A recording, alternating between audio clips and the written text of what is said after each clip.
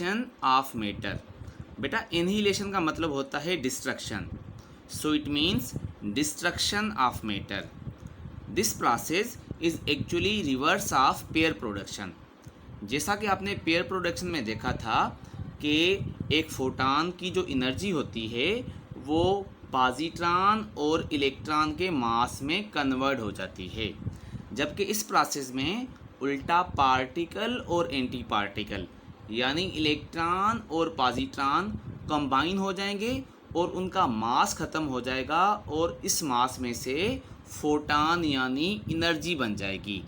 इसी वजह से हम पेयर प्रोडक्शन को मटीरियलाइजेशन ऑफ एनर्जी भी बोलते हैं, जबकि एनहिलेशन को हम डिस्ट्रक्शन ऑफ मैटर भी बोलते हैं।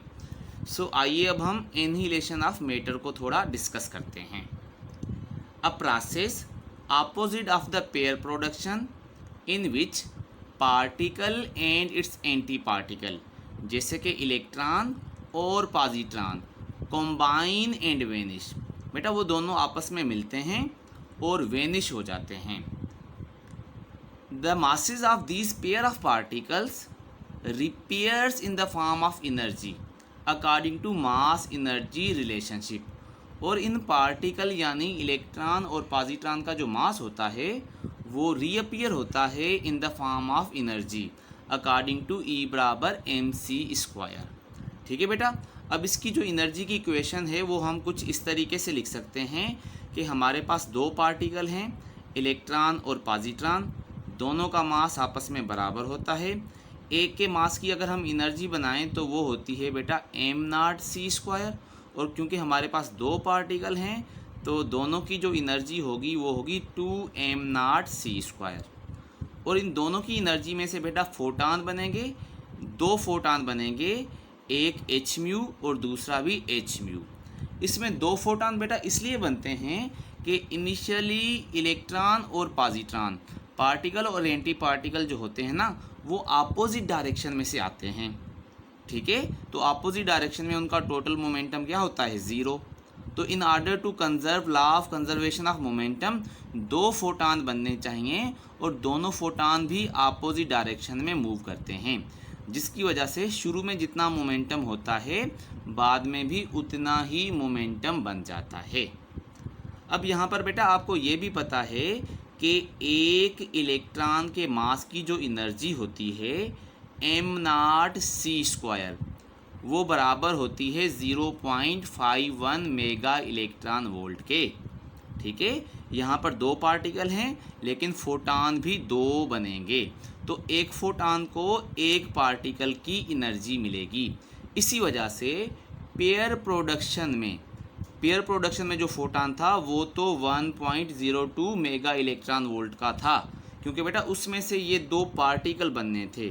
लेकिन यहाँ पर एनहिलेशन ऑफ मैटर में ये जो दो फोटॉन बनते हैं इनमें से ईच फोटॉन की जो एनर्जी है वो 0.51 मेगा इलेक्ट्रॉन वोल्ट होगी। ठीक है, तो hν जो है वो 0.51 मेगा इलेक्ट्रॉन वोल्ट होगी। क्योंकि दो पार्टिकल हैं तो फोटॉन भी दो हैं, इसलिए एक फोटॉन की एनर्जी जो है उसमें एक पार्टिकल का मास ही कंट्रीब्यूट करेगा। ठीक है बेटा, अब आगे चलते हैं और देखते हैं कि मैटर वेव्स क्या होती हैं। हम मैटर वेव्स को डी ब्रोगली वेव्स भी बोलते हैं। बेटा डी ब्रोगली ने एक कॉन्सेप्ट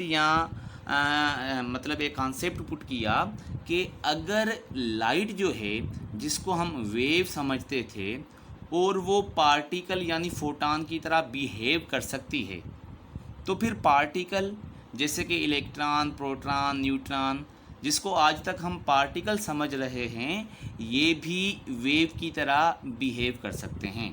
और इन पार्टिकल के साथ जो वेव एसोसिएटेड होगी उसको हम डी ब्रोगली वेव्स भी बोलेंगे, क्योंकि बेटा डी ब्रोगली ने ये कॉन्सेप्ट पुट फॉरवर्ड किया था।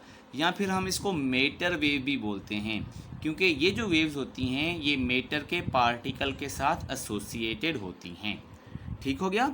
अब इसको हम कैसे देखेंगे थ्योरेटिकली, कि आपको पता है कि जो एनर्जी होती है उसको हम hν के ज़रिए भी लिखते हैं और एनर्जी को हम m0c² के ज़रिए भी लिखते हैं।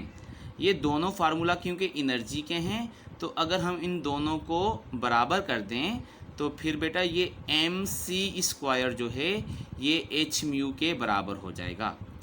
यहाँ से अगर एक c नीचे आ जाए तो ये mc बराबर हो जाएगा h म्यू अपान c। अच्छा, मास इंटू वेलोसिटी को हम मोमेंटम बोलते हैं, ठीक है। तो ये मास और ये c जो है ये भी वेलोसिटी की तरह है, तो c वेलोसिटी ऑफ लाइट को बोलते हैं। तो ये हमारा क्या बन गया, मोमेंटम। तो अगर हम इस mc को मोमेंटम बोलें तो p = बराबर हो जाएगा बेटा ये h म्यू अपान c से। और फर्दर हमें ये पता है कि c = म्यू लेमडा होता है, v = म्यू लेमडा, या for photon c = mu lambda.